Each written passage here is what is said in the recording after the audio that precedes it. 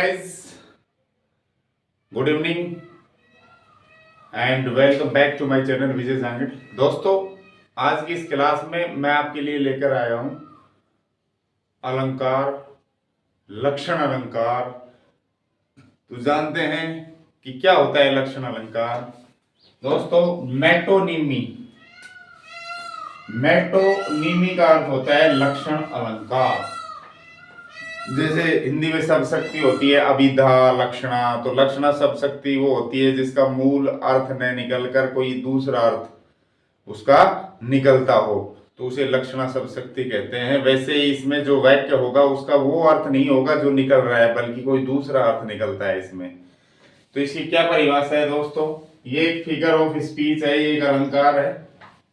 इसमें क्या होता है, एक वस्तु को या कंसेप्ट, जो कॉन्सेप्ट होती है और धारणा या विचार, इज रेफर्ड, उसको बताया जाता है, उसको पुकारा जाता है by the name of something, किसी चीज के नाम से। ये एक अलंकार है, इसमें किसी वस्तु या विचार को किसी नाम से पुकारा जाता है। किस नाम से?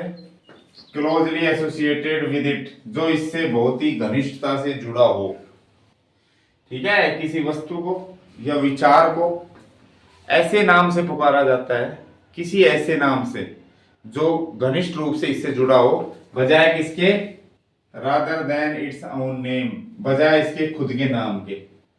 यानी वाक्य में जो दिया हुआ है उसका जो अर्थ निकल रहा है, अर्थ तो निकल रहा है, लेकिन उसका दूसरा अर्थ कोई और ही निकलता है। तो इसमें क्या होता है, किसी वस्तु या विचार को बजाय इसके स्वयं के नाम से पुकारने की बजाय, स्वयं के नाम से पुकारने की बजाय किसी ऐसे नाम से पुकारा जाता है जो इससे घनिष्ठ रूप से जुड़ा होता है दोस्तों। या मैं कहूंगी किसी वस्तु या विचार को उसके वास्तविक नाम से न पुकार कर उससे जुड़ी किसी अन्य प्रसिद्ध चीज के नाम से पुकारना क्या कहलाता है? मेटोनिमी होता है, लक्षण अलंकार होता है। दोस्तों, ये कुछ एग्जांपल्स हैं। अब इनका जो लिटरल अर्थ है वो कुछ और ही होगा, लेकिन इनका जो फिगरेटिव मीनिंग है, जो अलंकारिक अर्थ है, फिगरेटिव मीनिंग या जो भावार्थ है, वो कुछ और ही होता है, इसलिए इसका नाम लक्षण अलंकार है। देखो, pen is mightier than sword. Sword का मतलब होता है तलवार, यानी कि पेन जो है, कलम लिखने की, वो तलवार से ज्यादा शक्तिशाली होती है। संभव है ही नहीं, पेन तलवार से ज्यादा ताकतवर कैसे होगी? नहीं होगी। तो इसका ये तो अर्थ है लिटरल मीनिंग, अभी पेन है वो तलवार से ज्यादा ताकतवर है, लेकिन दरअसल इसका जो अर्थ है, फिगरेटिव जो मीनिंग है, वो कुछ और ही है।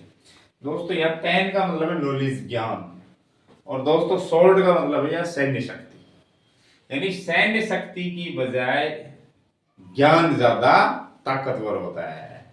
ओके, तो इसका भावार्थ ये निकल रहा है, इसका लक्षणार्थ ये निकल रहा है, इसलिए यहाँ पर मेट्रोनिमी अलंकार। देखो दोस्तों, व्हाइट हाउस यानी सफेद घर जारी किया स्टेटमेंट, व्हाइट हाउस ने स्टेटमेंट जारी किया। तो यहाँ व्हाइट हाउस का सफेद घर अर्थ नहीं है, बल्कि यहाँ व्हाइट हाउस का मतलब है अमेरिका का राष्ट्रपति या उसकी प्रशासनिक शक्तियां, राष्ट्रपति की, अमेरिका के राष्ट्रपति की प्रशासनिक शक्तियां, या कहोगी अमेरिका का राष्ट्रपति। दोस्तों, तो व्हाइट हाउस जो है उसका जो लक्षणार्थ है वो अमेरिका का राष्ट्रपति है यहाँ, न कि सफेद घर। तो यहाँ भी लक्षण अलंकार है दोस्तों इसमें। व्हाइट हाउस ने एक स्टेटमेंट, एक वक्तव्य जारी किया, यानी कि अमेरिका के राष्ट्रपति ने। दूसरा है, वह पी गया सारी बोतल। बोतल कैसे पी सकता है? पी नहीं सकता कोई, लेकिन इसका दूसरा अर्थ है दोस्तों कि बोतल में जो लिक्विड था, चाहे वो कोल्ड ड्रिंक हो या फिर वो वाइन हो, जो भी हो, है ना, इसका तात्पर्य बोतल में निहित लिक्विड से है, द्रव पदार्थ से है, न कि बोतल को। बोतल को कैसे पी सकता है? तो वह पूरी बोतल पी गया। तो इसका दूसरा अर्थ निकल रहा है दोस्तों कि बोतल में जो लिक्विड था, जो भी था, उसको पूरी को पी गया।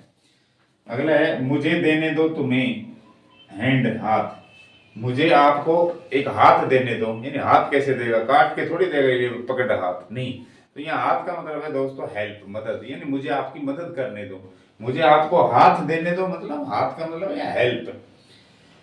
हाथ देने दो यानी मदद करने दो मुझे आपको, मुझे आपकी मदद करने दो। तो यहाँ लक्षणार्थ है मदद, हेल्प। दोस्तों अगला है क्राउन। क्राउन का मतलब होता है ताज, जो सिर पर पहना जाता है।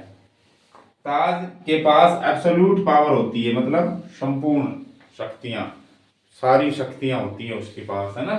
ताज के पास संपूर्ण शक्तियां होती है, जो सिर पर पहना जाता है ताज, उसके पास संपूर्ण शक्ति कैसे हो सकती है। तो यह दूसरा अर्थ है, ताज का मतलब है राजा या रानी, क्वीन या किंग है यहाँ क्राउन का अर्थ। अगला है दोस्तों, हमें आवश्यकता है कुछ नए ब्लड की, नए खून, खून नया या पुराना।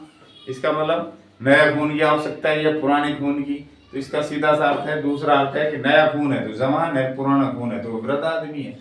तो इसका मतलब है हमें कुछ युवकों की आवश्यकता है। तो यहाँ न्यू ब्लड का मतलब नया खून की बजाय दूसरा अर्थ है युवक। दोस्तों मैं प्रेम करता हूँ रीडिंग, पढ़ने से। किसको पढ़ने से? शेक्सपियर को। शेक्सपियर को कैसे पढ़ा जा सकता है? व्यक्ति है ये तो, कवि है, इसको कैसे पढ़ोगे आप? तो यहाँ शेक्सपियर को पढ़ने का मतलब है शेक्सपियर द्वारा लिखी गई किताबें, शेक्सपियर द्वारा लिखे गए ड्रामाज, जो नाटक है वो। तो यहाँ लक्षणार्थ जो है वो शेक्सपियर द्वारा लिखी गई किताबों से है, न कि शेक्सपियर से। तो दोस्तों ये था अपना मेटोनिमी।